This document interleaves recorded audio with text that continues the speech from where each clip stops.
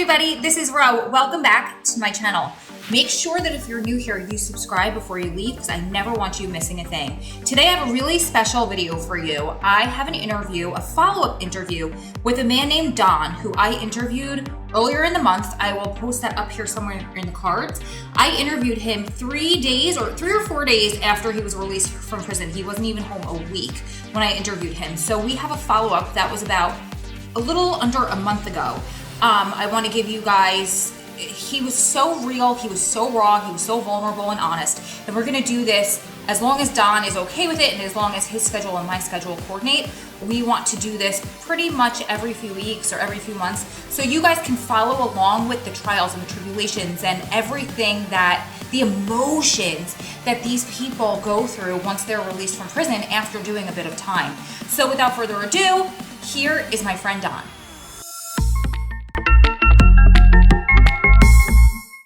Okay, hi everybody, welcome back. For you guys that are new here, this is my good friend Don. We did an interview with him back about a month ago, I think, and he was only 3 or 4 days after release, I think. So yeah, so we wanted to do a follow-up. Basically, I'm just going to turn this over to Don, let him fill us in on what's been going on, the struggles. I know you said that you were having a little bit more trouble than you thought you were going to in the beginning. So just it's turning over to you. It's your channel today. You tell us what's going on. Well, thanks. I appreciate the Of course. I don't know if I'd say trouble. I'm battling right now with my own self-value. And I think a lot of that has to do with the fact that for the entire time that I was incarcerated, you're told that you're a piece of shit every day, multiple times a day, whether it be verbally or, in any other way possible. And then when you get out, you kind of have that feeling like, and then you start walking around timidly, reapproaching friends, people that you haven't seen since you got incarcerated, and then you leave and you see them whisper behind your back, or you feel them or imagine them, or they may not even be doing it, but in your head you feel as though it's happening. Which is kind of crazy.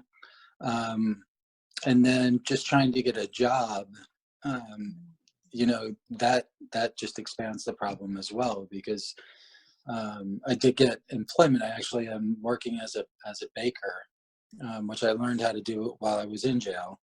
But they hired me at $10 an hour, which, that's not very much money. And I'm working my ass off. I'm working 9-hour days, 5 days a week. But they know that they've kind of got me in a situation because I'm, where else am I going to go? So since I first got hired with them, they've allowed me to go on full time, and they offered me a salary of $27,000. It's like, woohoo. But, if nothing else, it's, another item on my resume, and it's a step in the right direction, doing what I have to do because I have to pay restitution and I have to pay the parole people their monthly $30 or whatever it is. But, if I weren't in a situation where my partner worked and has benefits and covers me, let me put it this way. It's not surprising to me that people that get out of jail that were making a decent income from, let's say they were selling drugs, how are they going to compete with that income if people aren't even going to give them a chance? Yeah, and can I interrupt you 1 sec? Yeah, absolutely. So just to clarify, what was it, 27 or 37,000? My current salary? Yeah, what they wanted to offer you. 27,000. That's $13.50 an hour. Yeah. So to some people in different areas of the country, that might seem like a lot of money, but that's nothing for the cost of living. Don's in Philadelphia, right? Yeah. So compared to the cost of living where he lives, that's like what you made back in high school. Exactly. Yeah. Okay. Sorry. I just wanted to clarify because some people might be like, oh, he's complaining, but it's not. And I can vouch to that as well.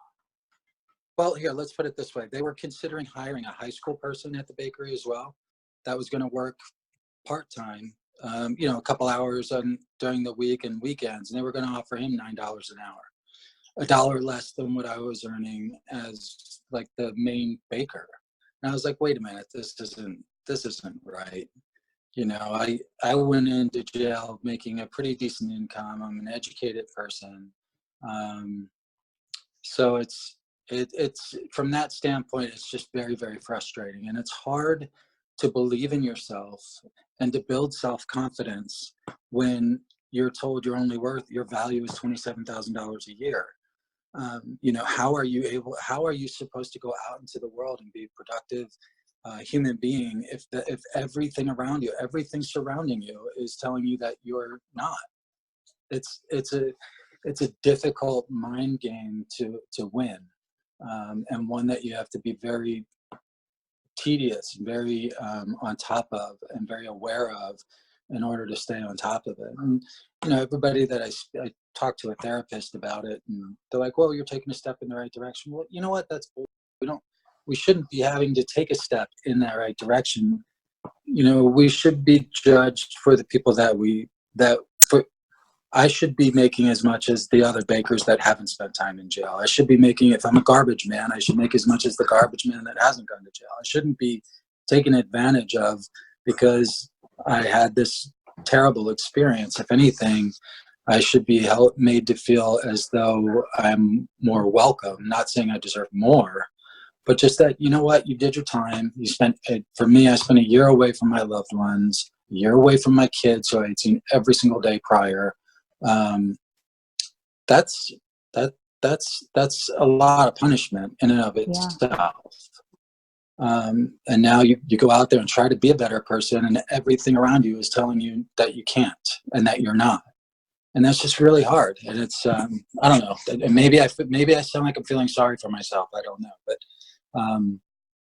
I think that when I came out, I had you're elated, right? Because you're not spending time you're not living in a bathroom any longer. You're actually living in a house with rooms, and you actually have contact with other people and fresh air, blah, blah, blah. But then it's like, the world kind of just shrinks around you again, and your self-confidence is slowly stripped away again until you either catch a break or, I don't know, I'm waiting to see what the intel is at this point. Yeah. And I don't think you sound like you're feeling sorry for yourself at all. I think that this is really normal. And I think it's something that probably everybody that's been in your position goes through at this stage. So I'm curious, what are you doing to kind of combat that and to work through all of this?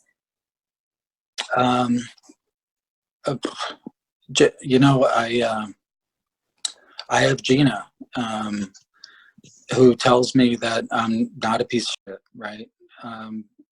Because I'm programmed personally, and this probably goes back to before my incarceration, but I'm programmed to think that I'm not good enough for whatever. I'm especially programmed to think that now. And she has to keep reminding me, no, you are deserving. You are all of the things that you would tell me I was if I were in the same spot. And I try to remind myself that it's only a temporary situation, and that I am controlling my situation to the best of my ability at this point in time. But at the same time, really $27,000 a year. I mean, the reality is I could go to Starbucks and make more probably, or, it's just difficult. And then having to tell your story about being incarcerated, just kind of brings you down again, and you gotta go through that with every employer. So, just telling the story, it's like having an old house, and there's this one room that's constantly dark and makes funny noises, and you hate going in there all the time. that's what telling the story over and over again is to an employer. So when you finally do get somebody that's willing to take a chance on you, even if it's only for $10 an hour or $27,000 a year, you're almost thankful for it. And you're almost like, oh, wow, this is great, right? Because everybody says, oh, well, that's awesome, you got a job. But it's like it also is telling yourself, wow, my value as a person has decreased dramatically. So, you know, how can my loved ones say I'm worthwhile when the world is seeing me completely differently? Yeah. So it's really a battle, and it's really, you've got to be tenacious in battling it. Otherwise it'll beat you.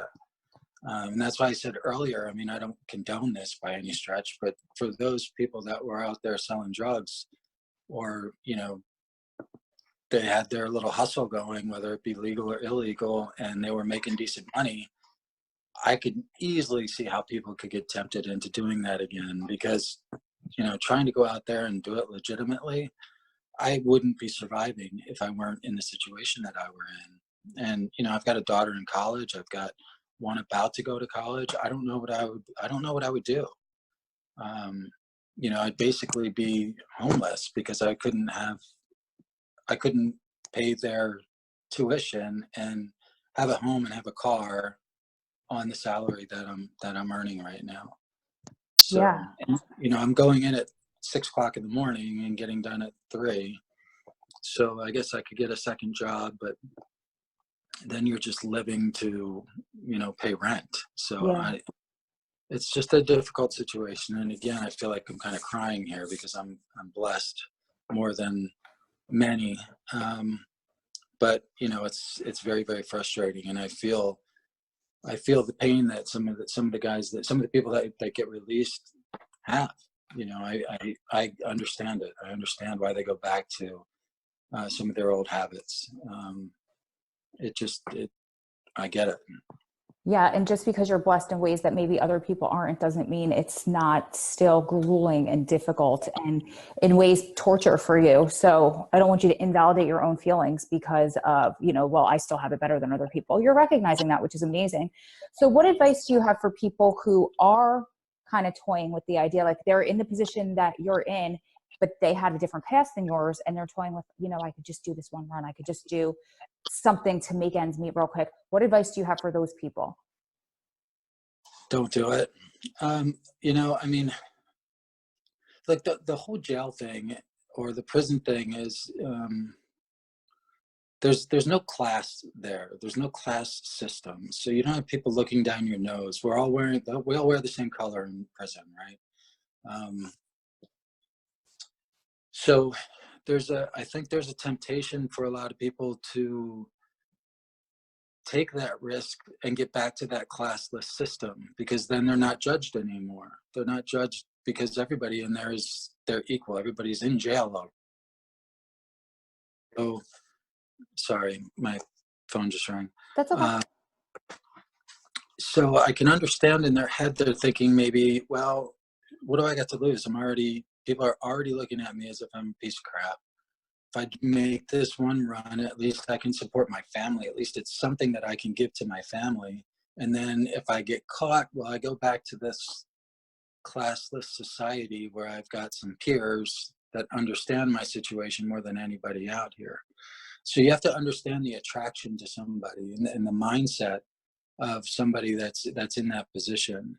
It's way harder for them to come out and lead a legitimate life with the odds stacked against them the way that they are than it is for them to, you know, get a job at a bakery for $27,000 and grind it out until other opportunities come along. You know, the one thing I'll say is that almost to a person, the people that I met while in jail really wanted to take care of their families. They wanted to take care of their mom, their wife, their sister, their cousin, their babies, whatever. And that led them often to some of the decisions that they made. Many of those people were already making plans to go back to the previous lifestyle that they had, because that's the only way that they know how to make a living. Um, I constantly was having conversations with the counselors that were coming in to talk to us. They were all addiction counselors, and I just couldn't understand why they weren't bringing in vocational counselors and people to teach us how to. I mean, me baking, and that's the only possible certification that Marin County Jail offered. It's the only certification. There's 330 male inmates, 370 total inmates, I think, were there on average. One certification, and I was lucky enough to fall into that position. Other than that, there's no rehabilitation. There's no classes to talk about how to build a resume or what to say at an interview or how to approach the fact that you were incarcerated for a period of time or how to talk about that gap in your resume or even what a resume is or how to fill out a job application. There's nothing. So I don't know what the expectation is of the system in getting people to be productive after incarceration. It angers me that it is the way that it is. So, but if they just had a situation where they could bring in people to teach anything, I mean, there were guys that were interested in floral arranging or, cake decorating, or there's 1,000 different things that they could be that they could bring in that don't take up space, that people would volunteer to teach inmates, and they're just not doing it. The whole rehabilitation part of it, that side of it, is so empty and just it's awful the way that the system is right now, and there's so much potential there to do good that's just being overlooked, whether it's out of laziness, whether it's because it costs too much, who knows why. Do you think, and I'm thinking as you're saying that, do you think part of it is done purposely to keep that whole revolving door going? Sure, especially in a county like Marin where the crime rate is very low. The revolving door there is crazy. I mean, there's, like I said, I think I may have mentioned this in the first time we talked, but there were guys that were there 5 times during the year that I was there. 5 times they were released and brought back, and it, so that could be. I don't know. I hate to be a cynic and think that, but there's. What would they do if they put all of these people to work? All that, the whole revolving door would slowly stop revolving. And they'd actually have to go out and find, criminals, make their job a little more difficult. So I don't know, maybe there is some truth to that. Maybe there is something to be said for that. Let's hope that's not the case. I mean, other places are doing this in a way more efficient manner than we are, and we know that it's possible. We know that, where is it, Sweden, where they're giving everybody, I think almost everybody gets an education while they're incarcerated. Yeah. And there's no lifetime sentence there. There's no mandatory minimums. You're treated like a human. You get your own, almost like a studio apartment. Now, I'm not saying that we shouldn't be punished when we do something wrong, but the degree and the way of punishment here is so antiquated and just so dehumanizing. It's just ridiculous. And then, you factor in everything that happens once you're released. There's no coaching upon release. There's no counselor that comes in and says, all right, these are the feelings that you should probably expect over the course of the next couple of months. Don't get nervous about those feelings because they're normal. Nobody does that. So you're just, left on your own like a duckling who's all, mom throws him in the water and says, all right, good luck. You know what I mean? It's, you're just kind of left to be successful. So to do that yourself, it's not going to happen. It's just not going to happen. So it's unfortunate. Yeah, it's so sad. Like that, one mistake defines the rest of forever or for the unforeseeable future. That's so sad to me. So, talk to all of the Ginas out there. that are going through this with somebody? What's your advice to the Ginas out there? Well, I think Gina sees me completely differently than I see me. So I think what's really helped me is just her reinforcing what it is that she sees when she looks at me, what it is that she hears in our conversation that I'm not giving myself credit for. So, I'm not saying you have to go around and constantly, stroke your partner's ego. But there are times when I'm like,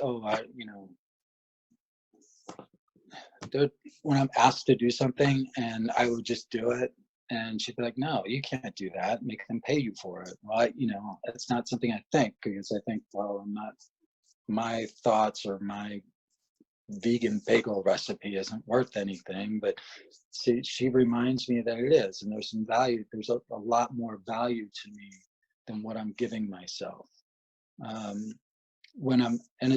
It's not like I'm feeling sorry for myself. It's just like, I don't even think value the way that she sees me in value. So to all the Ginas out there, to answer your question, I would just say, remind the person you're with, remind your partner of who they are and who they were prior to being incarcerated, that you saw that was so special.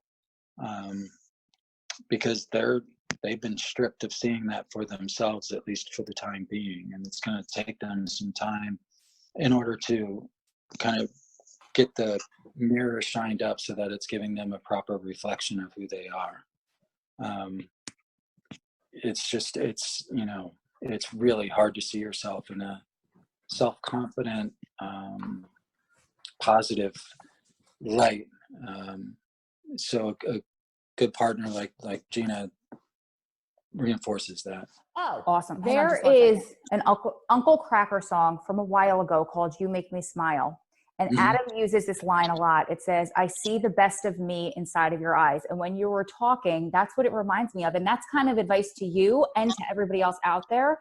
You are that person that Gina, or all of the Ginas out there. Gina, by the way, I think we said this, but Gina's your wife. So for everyone's like, who are the Ginas out there? I'm talking to you guys, to the wife that's supporting the husband. And I think that's just kind of a reminder to you, you are that guy.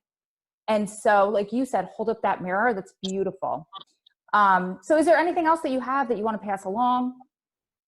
No, I just think, I wanted to get this out there to let people know that there is going to be a point where it feels like it's going to be really easy maybe to go back to some old habits, because it's frustrating, and because you continue to devalue yourself, and you really got to try to push through that.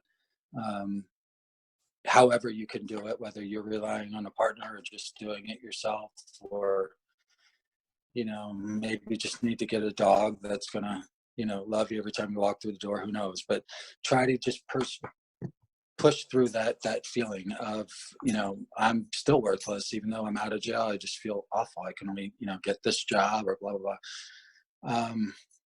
I think once you get through it and just continue to push on, I'm hoping that something brighter is around the corner. I'm just trying to, somebody told me when this whole process started, just to control what you can control to the best of your ability, and don't worry about anything else. So that's what I'm trying to do right now, is just control what I can control. I've got this job. I guess I'm blessed to have it.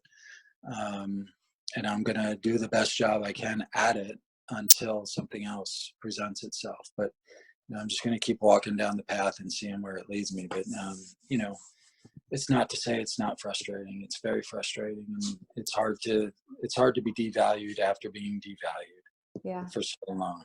Yeah. But hang in there. Hopefully it gets better. I'll keep you posted. Yeah, please do. I'd love to do this again in a few weeks or next month. And I have a feeling it'll just keep getting better and better and better. I mean, there's going to be the obstacles, so maybe it'll be more like this than a straight up. But I can tell you this too. I had an interview with a man about, 2 months after he got out. And I couldn't post that interview because he was just a hot mess. living in bars, living out of his mother's house. Not that there's anything wrong with that, but he was living off of his family is basically what I'm saying, not working at all. And just like one decision away, like the rest of everybody, but really close to one decision away from going back. And so the fact that you're struggling and you're kind of suffering right now breaks my heart. But this is such a better interview than that man that I kind of like blocked him because he insulted my whole entire community in the first 5 minutes of our interview. But the point is that I think you're doing so much better than you're giving yourself credit for. And I can't wait to follow up because you are going to be a success story.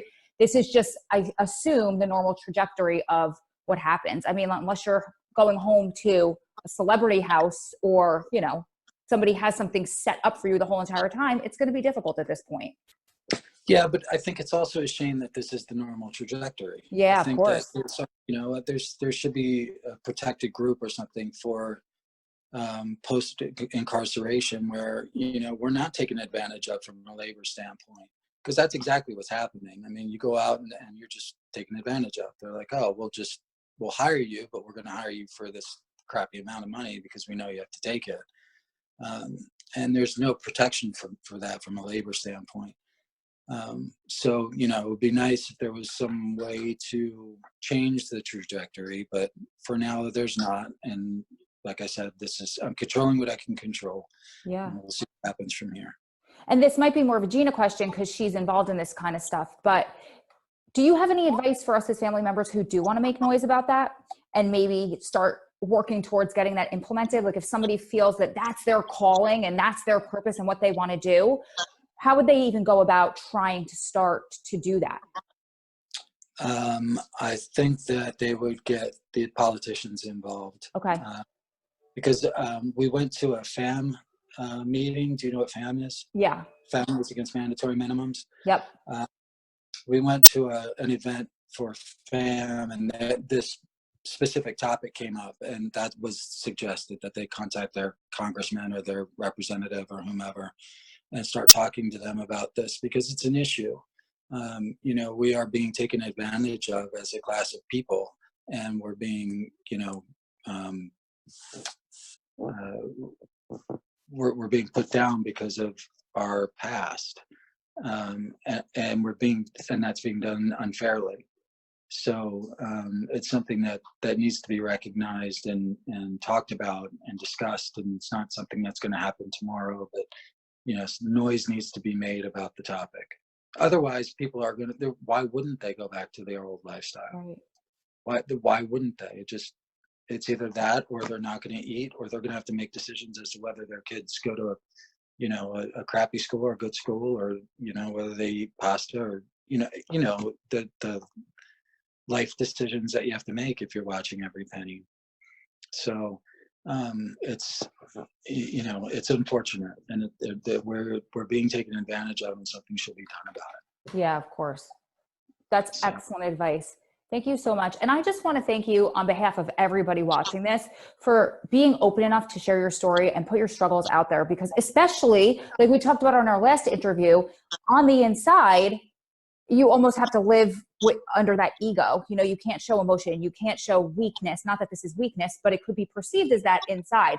And I can imagine you struggle with that out here as well. So I appreciate you coming in here and being vulnerable and open and honest with us to help other people who are potentially going through this behind you. Oh, no problem. It's my pleasure. It's, you know, it helps me too. So there are selfish reasons to do it too. It's good to talk about it. So thank you. Of course. Of course. We love to have you back anytime. I'd love to follow up again in a couple weeks, maybe next month. Sounds good. Please give so much love to Gina. We love her so much. All the girls on Invisible Shackles ask about her all the time. And let's communicate with her. I'll definitely let her know we spoke. Okay. Thanks so much. Have a great night. We'll see you again soon. Sounds good. Thank you guys so much for watching. If you have any questions for Don, just post them in the comments below. Let's give him a thumbs up for this video so he knows that you appreciate him being vulnerable and coming out and speaking to you guys openly on the internet. That has to be so tough, like I said in the interview, for somebody who's coming out of prison where it's all ego, don't show emotion, don't show weakness. And he came in with his open, honest, real, vulnerable emotion. So give him a thumbs up, comment below, and then also make sure that you subscribe to the channel so you never miss a thing. You guys keep staying strong, keep loving strong, keep supporting one another through this journey, because you're one day closer to all being over. Lots of love from my heart to yours. I will see you beautiful ladies and gentlemen in the next one. Bye guys.